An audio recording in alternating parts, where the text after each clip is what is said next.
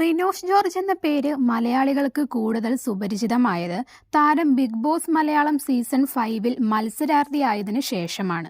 യൂത്തിനിടയിൽ റിനോഷ് ക്ലിക്കായത് അയാമേ മല്ലു എന്ന viral music video പുറത്തിറങ്ങിയപ്പോൾ മുതലാണ്. Rinosh big ബോസിലേക്ക് കയറും മുൻപ് യൂട്യൂബിൽ ഇതിനകം 95 ലക്ഷത്തിലേറെ കാഴ്ചകൾ ലഭിച്ച ആ മ്യൂസിക് വീഡിയോ റിനോഷ് ഹൗസിൽ മത്സരിച്ചു തുടങ്ങിയതോടെ 1 കോടി കടന്നു.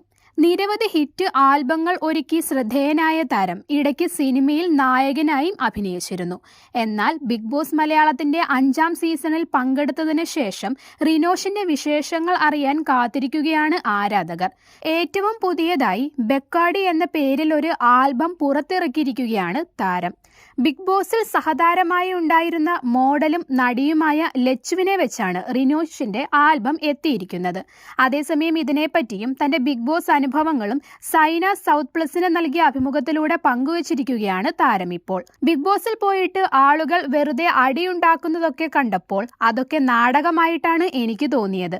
പിന്നെ ടിവിയുടെ മുന്നിൽ വന്ന് ആളുകൾ കരയുന്നതൊക്കെ കണ്ടപ്പോൾ അതെനിക്ക് റിലേറ്റ് ചെയ്യാനും പറ്റിയില്ല.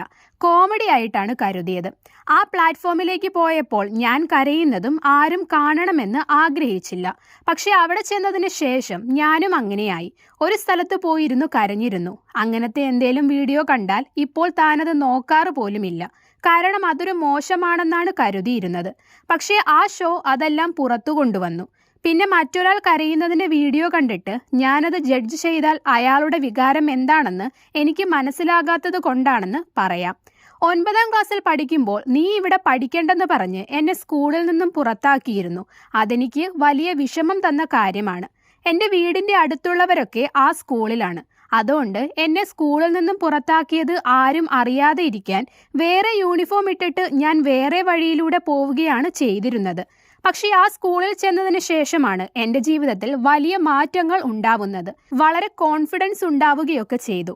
അതുപോലെയാണ് ബിഗ് ബോസിനെയും ഒരു ടേണിംഗ് പോയിന്റ് ആയിട്ടാണ് ഞാൻ കാണുന്നതെന്നും റിനോഷ് പറയുന്നു. അതേസമയം ബിഗ് ബോസിൽ നിന്നും വന്നതിന് ശേഷം കുറെ പ്ലാനുകളൊക്കെ ഉണ്ടായിരുന്നു. എന്നാൽ അതൊന്നും ചെയ്യാതെ വെറുതെ ഇരിക്കുകയാണ് ചെയ്തത്.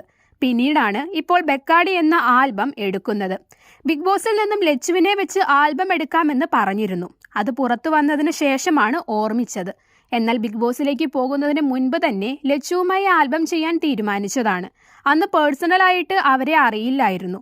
സുഹൃത്തു വഴി അങ്ങനൊരു ആൽബം ചെയ്യാൻ തീരുമാനിച്ചുവെന്നാണ് റിനോഷ് പറയുന്നത്. അസുഖം മൂലം ഷോ ക്വിറ്റ് ചെയ്യേണ്ടി വന്നില്ലായിരുന്നുവെങ്കിൽ അഖിൽ മാരാരും റിനോഷും തമ്മിലൊരു കടുത്ത മത്സരം ഫിനാലെയിൽ കാണാൻ സാധിക്കുമായിരുന്നു. റിനോഷിനെ കാണാൻ നിരവധി സ്പെഷ്യൽ ഗസ്റ്റുകൾ എത്താറുണ്ട്. അക്കൂട്ടത്തിൽ വിഷ്ണു ജോഷിയാണ് ആദ്യം എത്തിയത്. ഹൗസിനുള്ളിൽ വെച്ച് ഇരുവരും അത്ര സൗഹൃദത്തിലായിരുന്നില്ല. 2 ചേരിയിൽ നിന്നായിരുന്നു മത്സരവും വാക്കുതർക്കവും പോലും. അടുത്തിടെ വരെയും അതിന്റെ പുകച്ചിലുകൾ ഇരുവർക്കുമിടയിൽ ഉണ്ടായിരുന്നു. പിന്നീട് പതിയെ അത് മാറിയതുകൊണ്ടാണ് റിനോഷിന്റെ പരിപാടിയിൽ സ്പെഷ്യൽ ഗസ്റ്റായി വിഷ്ണു ജോഷി എത്തിയത്. ഇരുവരും ഹൗസിലുണ്ടായിരുന്നപ്പോൾ പ്രോട്ടീൻ പൗഡറിന് വേണ്ടി ബിഗ് ബോസ് ക്രൂവിനോട് അപേക്ഷിച്ചതിനെക്കുറിച്ചും ഭക്ഷണമില്ലാതെ വർക്കൗട്ട് മുടങ്ങിയതിനെക്കുറിച്ചുമൊക്കെ അഭിമുഖത്തിൽ വെളിപ്പെടുത്തിയിരുന്നു. ഹൗസിൽ നിന്ന് ഇറങ്ങിയ ശേഷം താനധികം ആരോടും കോണ്ടാക്ട് വെച്ചില്ലെന്നും റിനോഷ് പറയുന്നു.